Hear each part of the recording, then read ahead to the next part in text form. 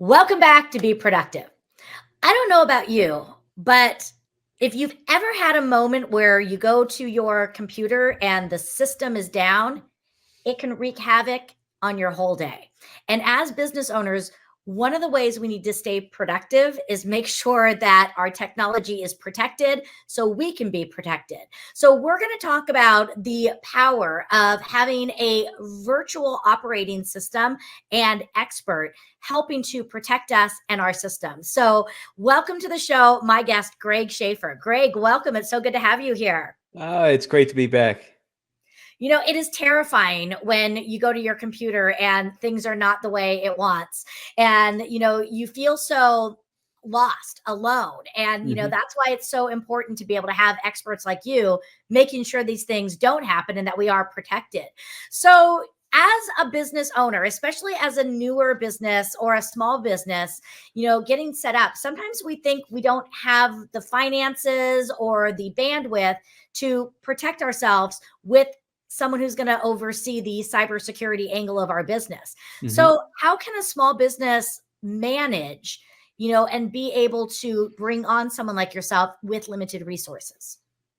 Well, I think the one of the examples that happened not too long ago and affected computers worldwide was the CrowdStrike issue. And really resolving the issue was something relatively simple, at least to us IT and information security folks. You just delete a file. Well, if you tell somebody else that just delete a file, that gets to be a little bit onerous. We're no longer in the day where people are used to long time ago of command line interfaces and all of that.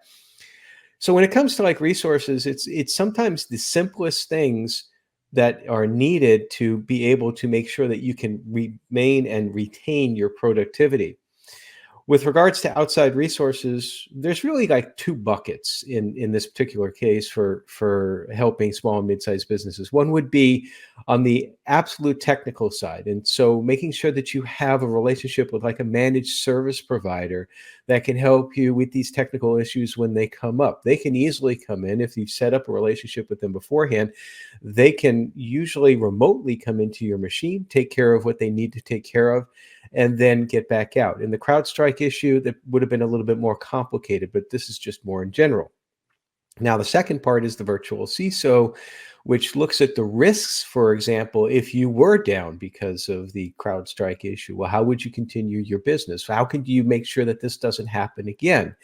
And the virtual CISO is a really just a part-time consultant that you have. You can either have a long-term relationship with them or somebody on retainer that you basically have somebody to call in case one of these things actually ends up happening.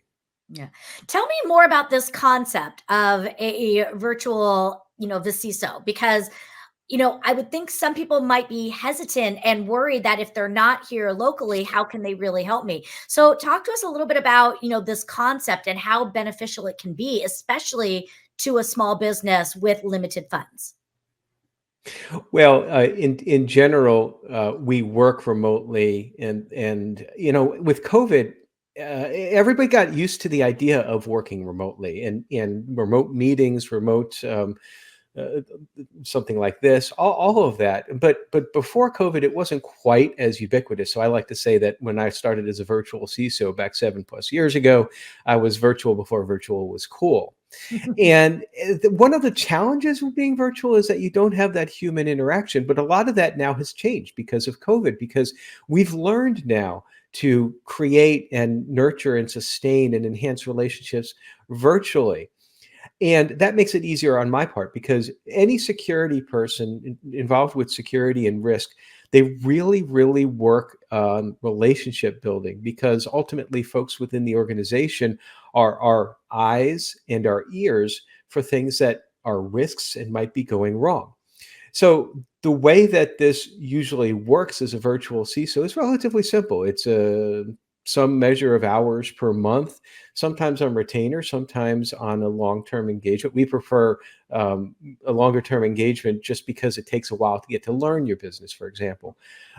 So you're on that engagement anywhere between, say, 5 and 40 hours a month, and they're your security officer. They're the same function in your organization as the larger organizations that have a full-time chief information security officer. They perform the same actions, but they also have different skill sets because they're also consultants, and they also have to understand the unique needs of small and mid-sized businesses.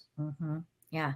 So, I could see a small business thinking, or even a solopreneur thinking, I don't need this. What are some of maybe the most common challenges that can arise for a solopreneur, a small business, that they may not be thinking of, that they really need to be thinking of? So, what are some of the most challenges that we could have as small business owners that we really need someone like you to help us and to look out for us? Now, I think the largest challenge is sometimes looking at information security as purely like a technical IT issue. And what ends up happening then is they get into the mindset of, well, I have a firewall, I have antivirus or some sort of other agent on my machine. I get reports saying that I'm secure and everything's fine. And that's part of the equation there. But really, anybody who's running a business, whether you're a solopreneur or a small business or up to, a couple hundred employees and then up beyond that, you have everybody has the same goals. Running a business is all about managing risk, and information security is just another component of that. So one of the biggest challenges for the small businesses to understand that this isn't solely a technical issue, that it really is just like managing risk in any other aspect of your business. Well, what am I going to spend, for example, in this quarter on marketing? You have to have sort of a level. You don't have unlimited funds to spend on ads, which would be great if you did. But on the flip side, you need to be able to get your name out there in order to get business. It's the same thing with security. Okay, interesting. Just a great concept, because again, I think so many times we think we're too small for something like this, when really, we need it, because if we are going to grow and scale, we need to be able to have these things. So, as a business owner, what would be some of the first steps that they might want to think about in talking with someone like you to assess, what they need? Well, again, getting back to what we were just talking about as far as understanding and thinking about growth, because a lot of times, particularly if you're providing services to other businesses, they're going to want to know what it is that the security posture of the business that they're working with. So sometimes you have to go through that investment to be able to show that to partners. That's a very common element among a lot of SMBs. Now, as far as what they need to do is to grow in their security posture, one of the first things is you need to understand where all of your information is. There's a truism in information security, is that you can't protect what you don't know about. Sometimes we fall into the trap of saying, well, I'm using this particular service as a service provider, and as soon as my information goes up there, we'll use QuickBooks as an example. QuickBooks Online, it's a fairly popular SMB accounting software, and everything's in the cloud. Well, it's okay, I send my accounting information into the cloud, they're responsible for it, they're responsible for my customers, my clients' accounting information.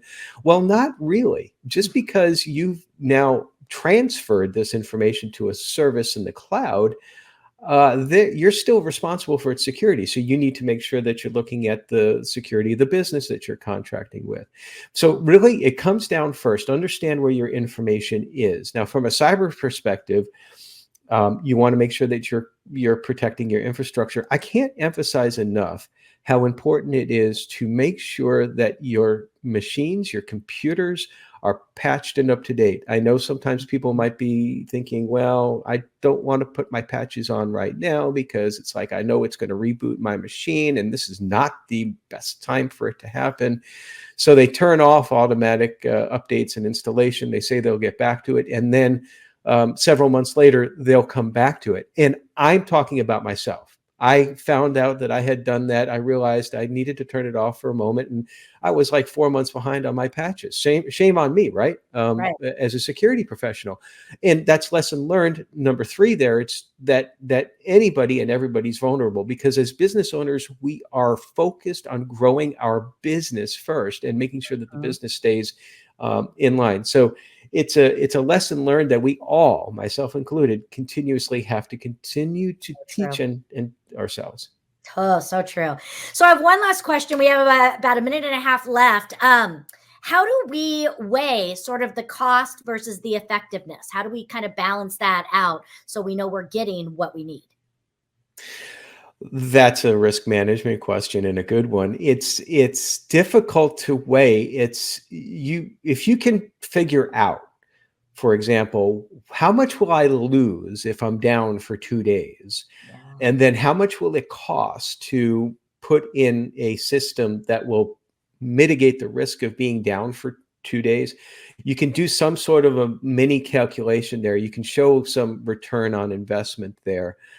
You don't want to weigh too far on one side as well, too. It's not, again, I Mhm. said it's not just all a technology thing. Sometimes some of the best things you can do are free from a cost perspective, a monetary perspective, but they take time, like building proper policies and making sure you're following them. Mhm. We talk about making sure that you're doing the basics in information and cybersecurity, making sure that you're managing your user access rights, your mentioned patching before. All of these things will help to make your business more secure, because what's the goal in the end? We want to not only stay from away from being down, we want to be as productive as possible. Absolutely. Yes, we do. It just sounds like the best step really is just talking with an expert like yourself to really start to assess the needs that we have. So, if people out there want to get a hold of you, Greg, what's the best way for them to find and reach out with you? Or just go to our website, vcisoservices.com. And on the website there's a button that you can click to set up an appointment with us. It's free consultation, 15 minutes. There's phone number there too, if you prefer the old fashioned way. Or you can always email us at info@vcisoservices.com.